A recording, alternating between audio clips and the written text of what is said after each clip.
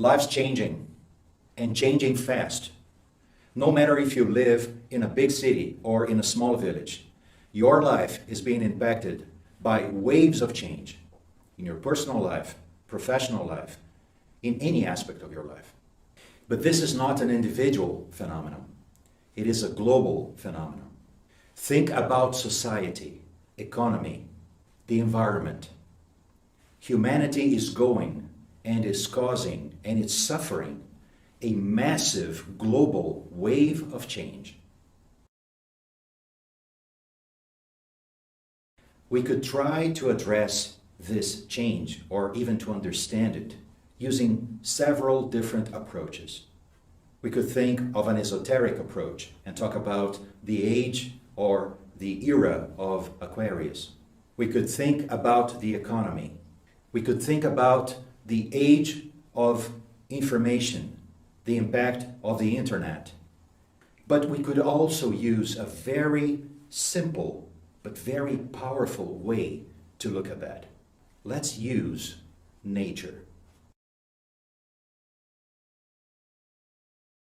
In nature, change can be understood through the golden proportion or the Fibonacci sequence. We can see this sequence in the stars, in the galaxies, in the flowers, in the waves. We could see that spiral practically in everything that we look at in nature, even in your body.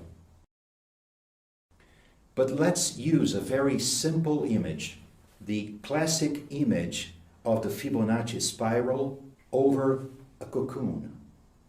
If you think about that spiral unfolding its elements, we could see the birth of this spiral.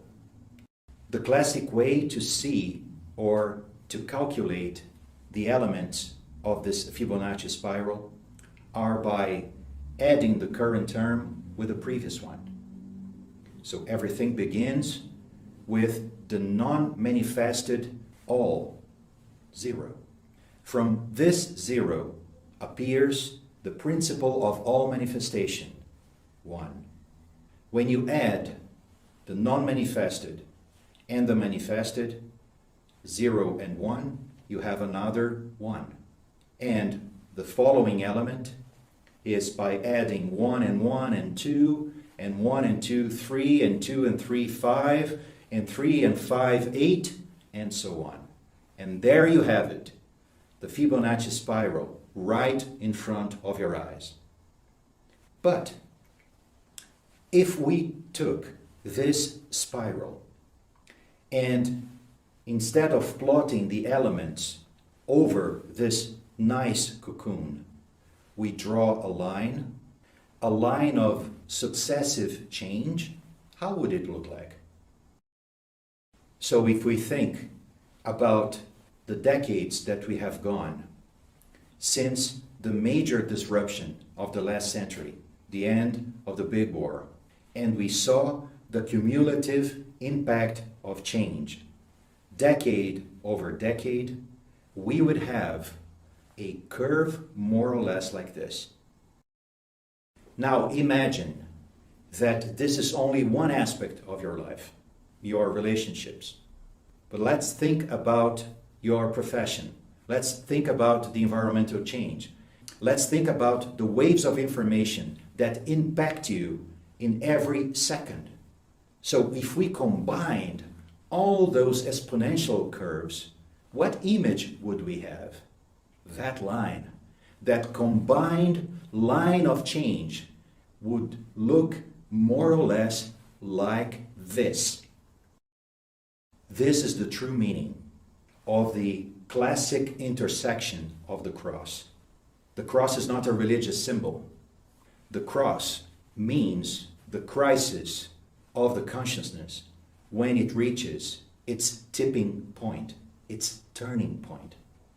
We are reaching that tipping point collectively, globally, as the entire humanity.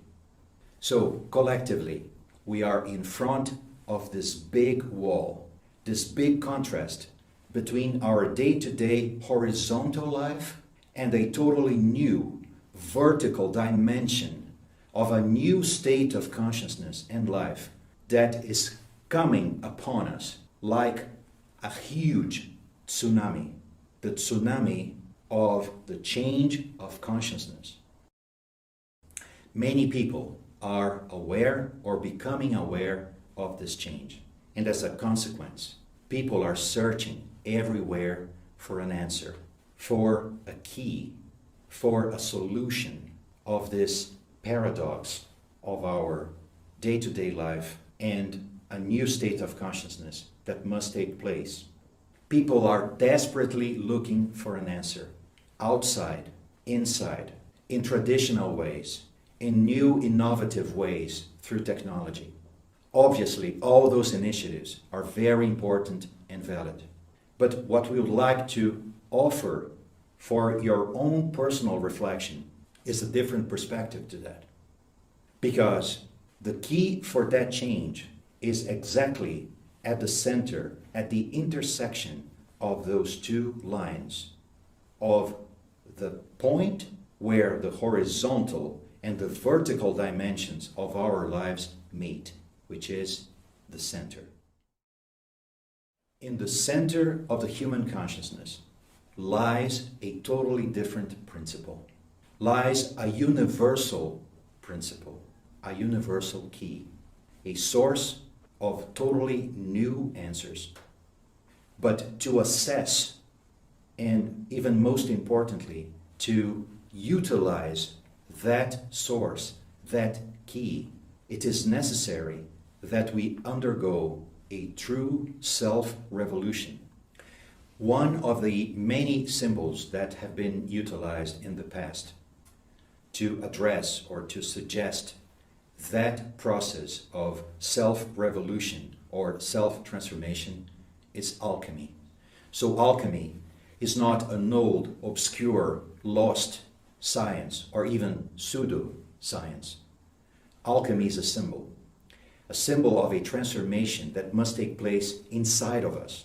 So we've chosen, amongst countless symbols of alchemy, this image of the royal pair, the queen and the king, because they represent the essence or even the cornerstone of this transformation that we are talking about.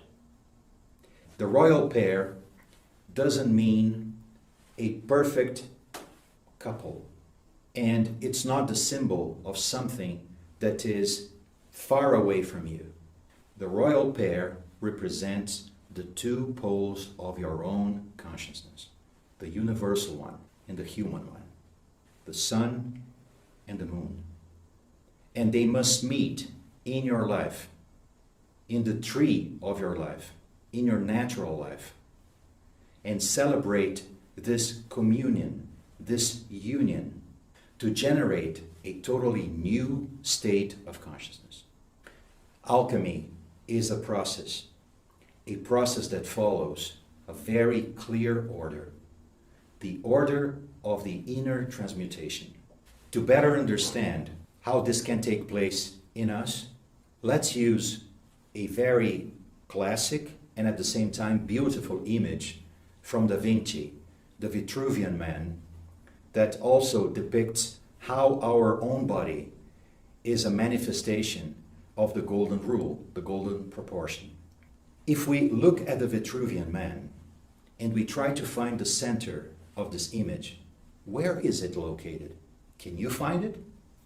If you find the center of the circle, you're going to see that it is located right between the solar plexus and the sacrum plexus.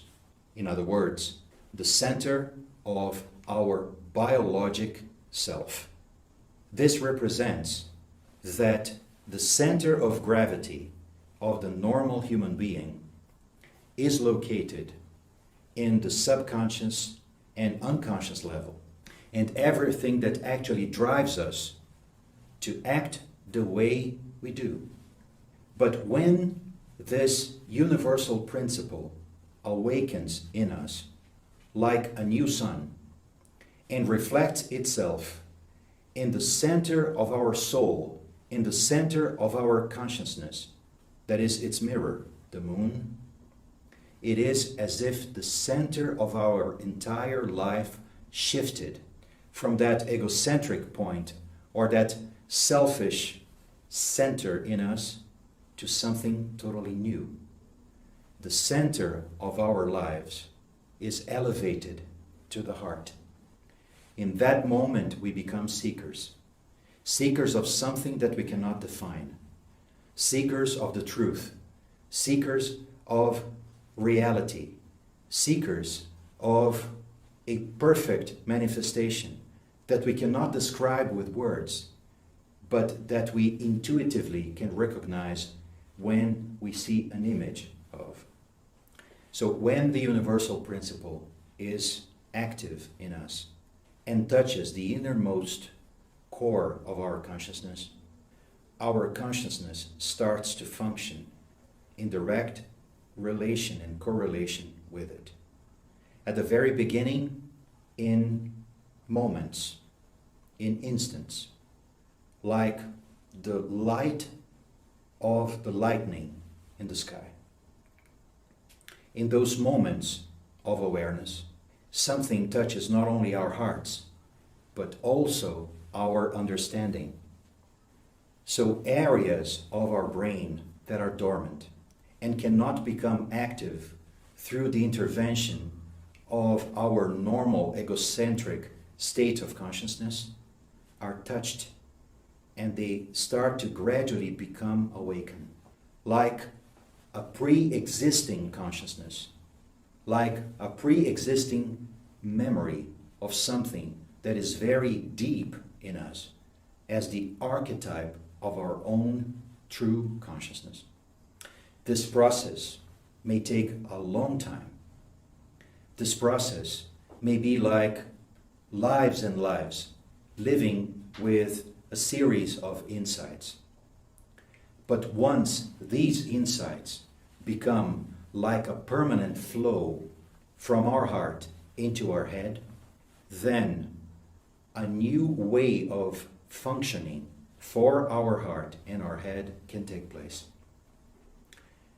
Our head and our heart that have functioned in a separate and divided way up to that moment can finally become united. So in our hearts, a new identity, a new communion with the universal principle is taking place. And that union is changing the way that we see ourselves. That is the source of a totally new self-knowledge, a self-awareness that will gradually start to unveil to our own consciousness the real motives behind our actions. So our subconscious and unconscious motivations, or our inner invisible world, starts to become visible to the principle of this new consciousness. This represents that the true drive or the true motives that keep our life in constant motion will become visible to the inner eye of our soul. And when the inner world becomes visible enough, and this new power of a new consciousness has touched, awakened, and transformed not only our hearts, our heads, but also our actions or our hands, then the first loop of a new consciousness has taken place. In the terminology of the universal teachings, this is called a new consciousness, an enlightened consciousness, or even a new enlightened soul. It is not a coincidence that it represents a flow of energy, a new flow of energy that circulates through our sympathetic and parasympathetic systems. But it also represents the lemniscata, the symbol of eternity, the symbol of a new awareness that is taking place in us. That new awareness, that new consciousness, can then finally become united organically with the universal principle of the micro-universe, the microcosm, where it lives. This principle is not only the point at the center, but the manifestation field, the universal manifestation field that we live in, the universal sphere of the microcosm. That universal aspect, the spirit itself, the highest power of ideation in the entire universe, can finally become united with the structure of the consciousness. And by becoming united with the central pillar of our serpent fire system, it then transforms not only the consciousness into a universal spiritual consciousness or a spirit-soul consciousness, but also modifies, transmutes, alchemically transmutes the four vehicles of manifestation of the soul, the four bodies of our personality: mental, astral, etheric, and physical. That is the meaning of the sublime symbol of the caduceus of Hermes, of the staff of Hermes. It is the meaning of the organic transformation that can take place in us. This new consciousness that generates a new state of life is the key of the transformation that is required from each one of us today. That self-revolution is the only way that we can unite our lives with this vertical dimension of a massive global change. If we don't go through this transformation individually, we cannot become true agents of change in the world, because we'll be trying to repeat with our egocentric consciousness the old patterns, the old solutions for totally new questions. The future cannot be a repetition of the past. The future must be born from the eternal present that lies within us. That is the key. That is the path, the inner path, the spiritual path, that every seeker of the truth must go through. That is the path that lies in front of us since the dawn of times. The path that all spiritual schools present to the seekers. That path is not a dream. That path is a reality. And that path is also the message and the proposal of the modern spiritual school of the Golden Rosy Cross.